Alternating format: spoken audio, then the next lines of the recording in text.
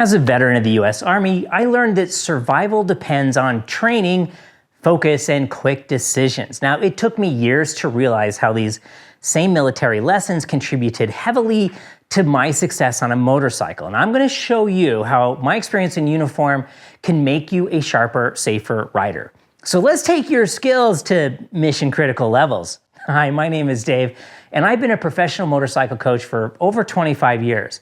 But before that, I spent 6 years in the Army. So let's get into this. We train how we fight. Now, depending on your commander in the Army, this was often completely misunderstood. I had one sergeant who thought it meant that we do everything in full battle rattle combat gear, like we zero in our weapon in 100-degree Missouri heat. You don't zero in your weapon in combat. That needs to be done much sooner. And this is exactly the point that I want to make. Just like marching in formation does have some value in learning to work together and listening to orders and understanding the chain of command. But when it comes to keeping soldiers alive, the value of parade drills is pretty limited. Like basic clutch and throttle control. And that's an example where parking lot drills can shine. And they absolutely have fundamental value, right? But once we move past that part in our proficiency, we may only need to revisit those parking lot drills once in a while. So to my mind, we train how we fight means we train for the conditions that matter most. And this is a core element of this channel's entire mission. Being in the Army is like 99% training and 1%, oh God, we're all going to die.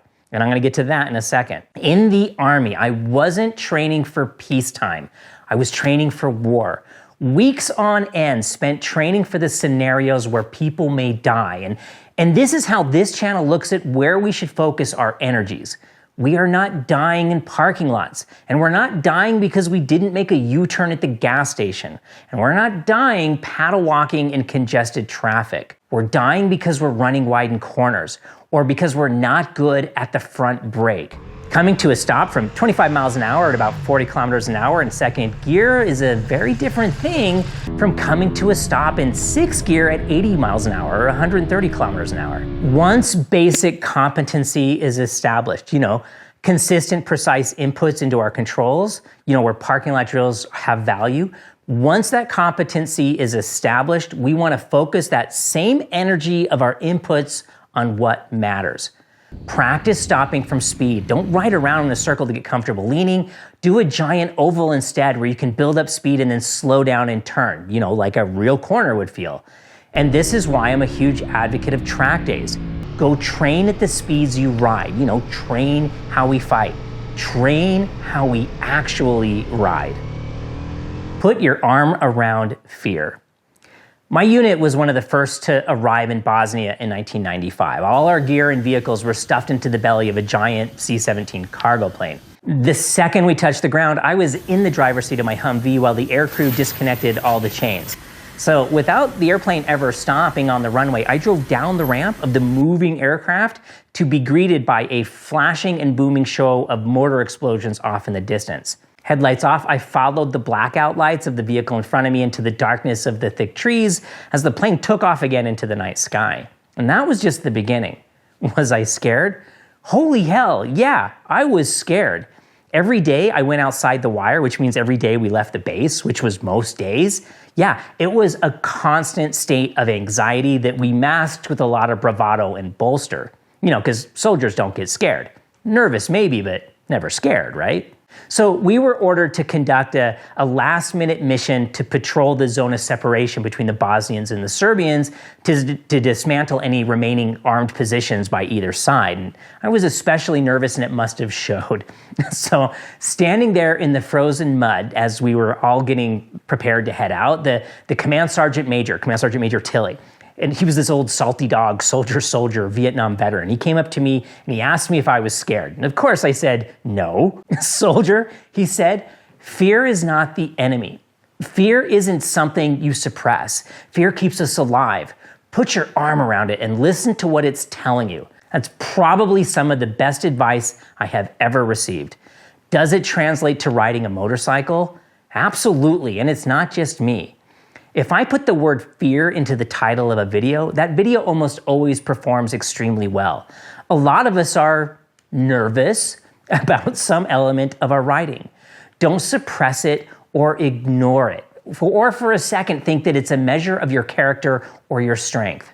Put your arm around fear. Listen to what it's telling you. Don't let it grow into panic. Pay attention to it and then fix what's making you afraid. Adapt and overcome. You heard me already make fun of parade drills, so let me bring this one home. So I'm going through the school to become a sergeant. It's a non-commissioned officer, and a big part of this training was learning how to march troops during parade drills. Like forward march, column left, calling cadence and all that stuff. It's a little harder than you'd think. You really have to plan ahead for how much space you'll need. You call different commands on different feet, and sometimes there's a half step and all this. I barely remember any of it. But anyway, the final marching exam was playing a game of snake with your platoon against all the instructors. The goal being to cut off or cut in half the other snake, only using correct marching orders. So I was moving my team around the parade drill, evading the instructors who were much better at this than I was. And as I was about to get cornered, I put my team into a double time, which is almost a run to create a gap, called them to the position of attention, like a formation, and then I sprinted to the other side of the field. Just as my instructor was about to get to my snake, I yelled, "Fall in," which told my guys to line up in front of me, the platoon leader in this case, as fast as possible, moving the formation from over there to the other side of the field. They scattered and lined up and we started over, but now with a healthy gap. Now, sure, the instructors eventually headed me off and we lost, but my team survived longer than any other. Afterwards, I was told I needed to report to command, and I prepared myself for the inevitable push-ups that I was sure to be facing for not quite following the rules. I get there and he says, "I've been doing this for a lot of years, and never once have I seen anyone do that." And I'm like, oh, here it comes. It showed initiative and creative thinking. Excellent job. And then he gave me his coin.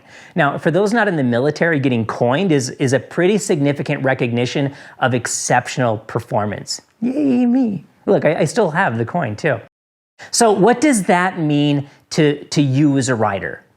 Adaptability and adjustability, right? The better you can understand the parameters of your world and the tools that you have available to you, the more options you'll have, the more creative you can be in solving a problem, right? What does the rear brake do in this situation versus that one? Can I leverage my body to reduce lean? Or maybe in this situation, do I need to counter lean? Do I really need to be off the brakes before a corner tip-in? Or should I maybe keep slowing down until I can see my exit? Complacency is the enemy. In basic training, which is weeks of getting yelled at, marching, and an insane amount of time on gun ranges, there was this guy, Earl Broussard, from somewhere deep in Louisiana. He spent his childhood shooting feral hogs. His first pair of shoes, and I'm not making this up, were his combat boots, and we had to teach him how to tie the laces. And his question was, if I tie them up, how will I ever get them back off? But anyway, back to the rifle range. There's all these rules, very strict rules about how you handle your loaded weapon at like every stage. But old Earl was so comfortable with the gun, he didn't see the sense in any of it. So not only did he get tackled for carelessly pointing his loaded M16 at the range safety officer, but he was so confident in his skills that he blew off all the other instruction. On day one, he was one of the best shots in the battalion, but within a week, he was one of the worst. You see, Earl was complacent. He had a lack of awareness of his own deficiencies and didn't see a need for improvement. After all, he had more experience than almost all of us, but that experience was tied to running barefoot through the backwoods of Louisiana shooting hogs, not military combat. He was content, and so he lacked the motivation to improve. And as a result, not only was he a safety risk, he lost out on a real opportunity to improve. For experience to matter, it needs to be tied back to best practices. And I'm going to talk more about that in a second. Now, I realize there's probably about a 60% chance that you're not from America, and maybe you've never fired a weapon of any kind. But rifles and motorcycles, handled well, are safe. Handled poorly, they are deadly. Don't be like Earl, content with your current capabilities. Don't assume experience is the same thing as expertise. Don't ignore opportunities to improve. And then finally, best practices. And this is another core value of Canyon Chasers. In the Army, every exercise, every training mission, every real mission ended with an AAR, an after action report. What worked, what didn't, what could have been done better. These needed to be honest, objective, and focused on facts, not blame. And that last one is really important. Sometimes these are verbal, but many times it's an actual written report that gets submitted up the chain of command. It's not busy work. It's an important part of how the military has evolved over the years. It's why the Army doesn't use musket lines anymore. An after-action report focuses on actionable insights that lead to concrete improvement. So you had a close call, or maybe you fell. Conduct your own after-action report. Why did it happen? What would have made the situation better? What could have prevented it? Where are you struggling? Okay, so I'm comfortable at lean, but I seem to still struggle with having slow eyes and abrupt inputs. Which skill can I work on to see the fastest improvement? Probably work on developing faster eyes, and perhaps the abrupt inputs will take care of themselves. This is how you can develop your own best practices. And then known best practices inform our after-action reports. What's a known best practice then? In the military, we didn't look at what the new recruit or the average infantry guy was doing. We looked at special forces. What's SAS or the SEALs or Delta doing differently? Same with motorcycles. We can pick up on best practices by watching the best riders in the world. Watch racing, World Superbike, King of the Baggers, MotoGP. Not everything lends itself to scientific research and evidence. Best practices are more dynamic. They are constantly refined over time, tested in training, and then implemented again in the real world when things aren't ideal or don't go to plan. And honestly, this sums up all the lessons before it. Don't just keep doing what you've always done. Don't be complacent, be adaptable, be strategic, learn from mistakes, and embrace best practices. Look at what works, not when things are calm, not during peacetime, when the pace is low and we have lots of grip, but what works in the real world when the speed is up or the grip is down. What are the best riders in the world doing when everything matters? Now, I had a hard time boiling down this list. There were quite a few more stories and lessons I learned in the Army that contributed significantly to my strategies as a rider. So if you like this video, if you want to see more of this topic, please let me know, either by clicking like or subscribe or commenting. That really helps me know what content is the most meaningful to you. But also, I've been getting a lot of emails lately saying that folks are not getting notified when I upload a new video. So I've started an email list, and I'm not going to spam you. But my plan is to send out one email a month with a writing tip, links to recent videos should YouTube fail to let you know about any new content, any opportunities or events that I'll be attending. The link is right down there in the description. Now, I really want to thank all the veterans, servicemen and women out there. I know a lot of you are from Australia, the UK, New Zealand, Canada, and America.